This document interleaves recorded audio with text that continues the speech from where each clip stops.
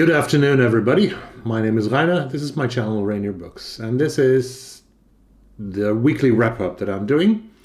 Many of you call it Friday Reads. It's a Saturday. Usually I do it on a Sunday, but since I am free of work right now, I have my holidays that started this week on Thursday. It was the first day that I was off, and I'm off until the 10th of January. I will be able to be a little more liberal, a little more free of doing things whenever I want them to be done. So let's get started.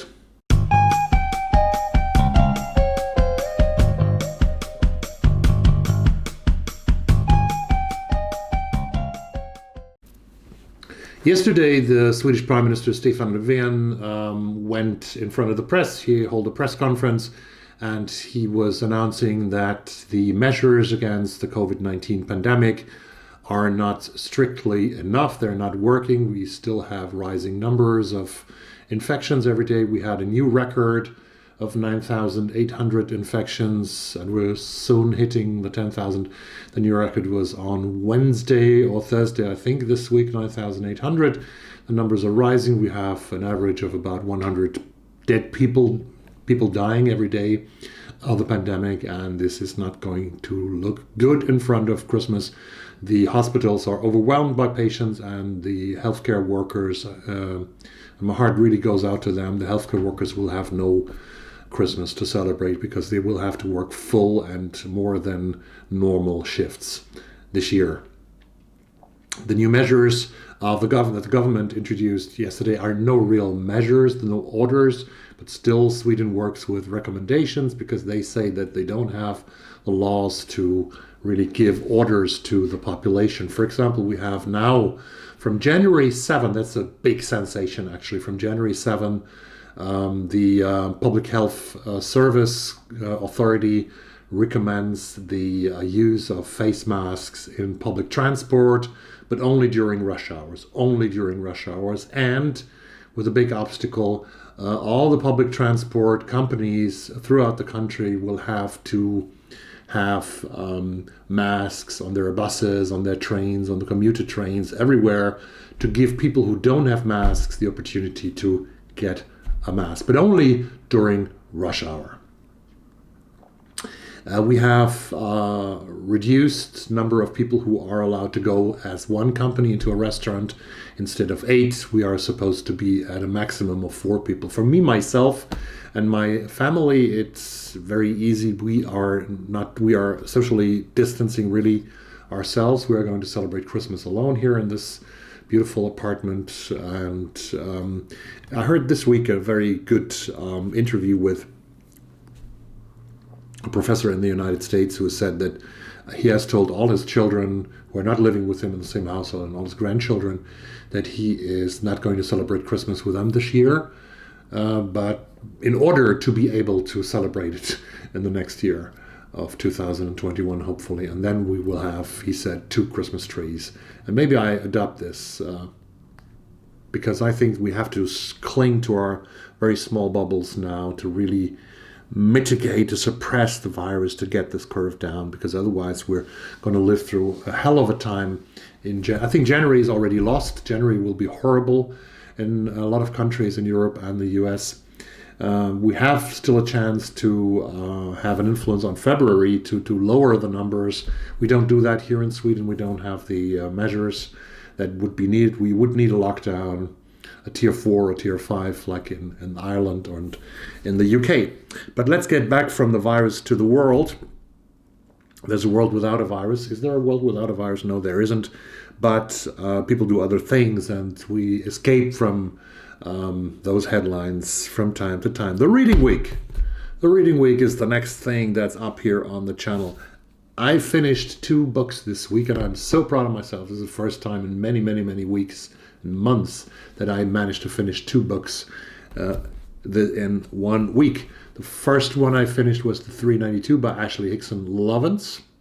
The story about a bus ride in London, in East London actually. But I'm not going to tell you so much more about it because Ellie from Ellie's Little Library and I, we're going to wrap this up together in a way that we haven't decided yet. We are not in a hurry. We will do this and it will come.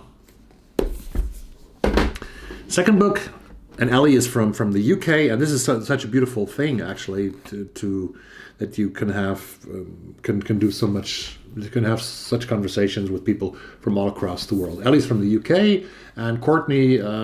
I have read Leave the World Behind by Rumaan. It was shortlisted for the National Book Award.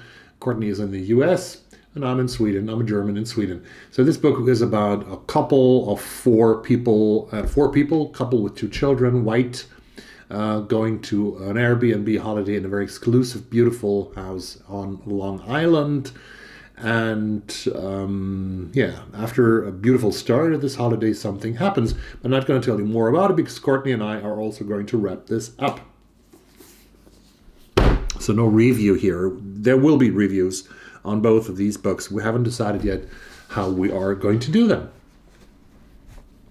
I'm still reading a bunch of stuff. I'm still reading Richard Ford, Piece of My Heart, my project that is already canceled after the first book, definitely.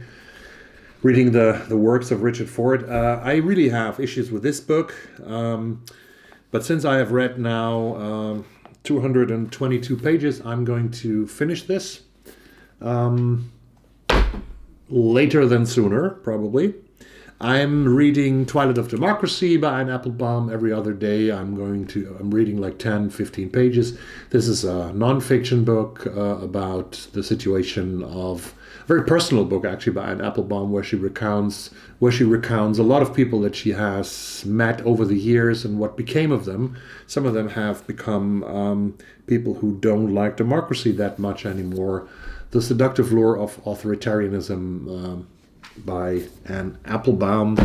I am planning to read the rest of this year. I want to continue with more books from the shortlist of the National Book Award. Secret Lives of Church Ladies by Deesha Phyliaw is one of the books that I intend to read. And I also have cast an eye on a novel that not many of you have read on BookTube, so I'm very curious to do this. And this is a children's Bible by Lydia Millet. Children's Bible by Lydia Millet, with a lot of animals on the cover, which I think is very interesting because on a different cover of Leave the World Behind by Rumaan, which was also on the shortlist, there are also a lot of animals on the cover of this other edition. I was in the library in Phyliaw, and the libraries might be closed.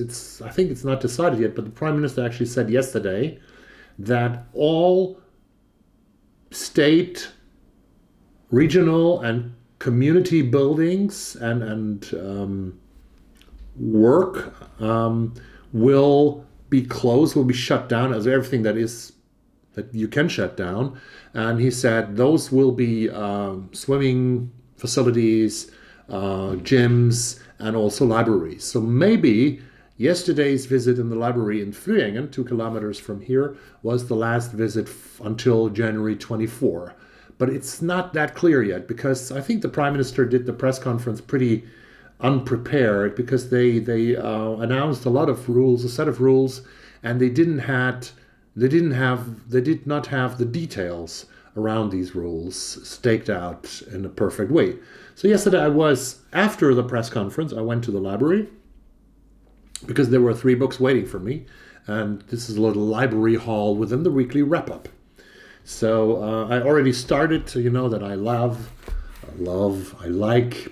really like Michael Connelly's work as a crime novelist from the United States, having Los Angeles as his playground, so to speak. His new book is here. I think it came out in November in the US, and even now the first copy is in the library here in Skärholmen. Actually, they delivered it from Skärholmen to Phyliaw, and this is Michael Connelly's new novel, The Law of Innocence, that I already started reading last night. And this is this is a case that if you write a series of crime novels, or if you do a show on television, you will always have the episode, you will always have the novel where one of your protagonists, in this case it's the Lincoln lawyer, Mickey Haller, is suspected for murder. And here Mickey Haller is coming from a celebration. He has a not guilty verdict that he wants to celebrate with his friends and his colleagues, and he drives home from this party, and a policeman stops him, and in the trunk of the Lincoln lawyer's car is a body, and he goes to prison. And here we are, the Lincoln lawyer in a new book, The Law of Innocence. I think this is the 7th or 8th book about Mickey Haller by Michael Connelly. Surely this will be a good escapist read. A book that many newspapers, news outlets in the US, I think both the New York Times and the Los Angeles Times, had on their list of the best books of 2020, which many of my fellow booktubers, you had not on your list, which I didn't have on any of my lists this year, which we sort of didn't see, but which we have registered now, is Ayad Akhtar's novel Homeland, Elegies. That was, I think, published in the first half of this year. And I got this from the library yesterday as well. It's actually, look, the library actually buys books that are signed by the author. That is beautiful, isn't it? And here is the signature of Ayad Akhtar in this book. And a deeply personal novel. This is a deeply personal novel of identity and belonging in a nation coming apart at the seams. Homeland, Elegies. It blends fact and fiction to tell an epic story of longing and dispossession in the world that 9/11 made. At its heart, it's a story of a father, a son, and the country they both call home.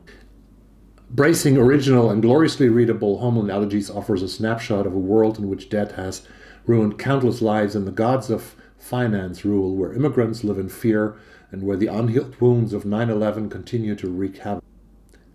Ranging from the heartland towns of America to palatial suites in Central Europe to guerrilla lookouts in the mountains of Afghanistan, this is a novel written in love and anger, which spares no one, least of all the author himself. I will try to do this over the holidays, to read this book. The last book that I got from the library yesterday was a book that has been on my wish list. I have a favorite list on the library's homepage in my account, a list of about 90 books that I sooner or later want to read. I actually could make a video about that. Not about all the 92, but maybe of the top 10 from that list. This is one of them that I have here, and this is the Penguin Book of Japanese Short Stories. The Penguin Book of Japanese Short Stories, a heavy book with a lot of Japanese known and unknown writers, known writers to us, like Yukio Mishima, like Banana Yoshimoto is here with a story. We have Yoko Ogawa, of course. Haruki Murakami is here as well as, who else do I know? Mieko Kawakami, and but most of them I don't know. Yasunari Kawabata is inside that collection, and those are the authors that I knew. On the back there's the content of the Penguin Book of Japanese Short Stories, edited by J. Rubin and introduced by Haruki Murakami, one of the most, if not the most famous Japanese author of our time. It's a very beautiful edition that I actually would love to have as a book on my shelves. Maybe if I read it and if I fell in love with it, I will have it on my shelves sooner or later. This was published in 2018 by Penguin. Penguin Book of Japanese Short Stories.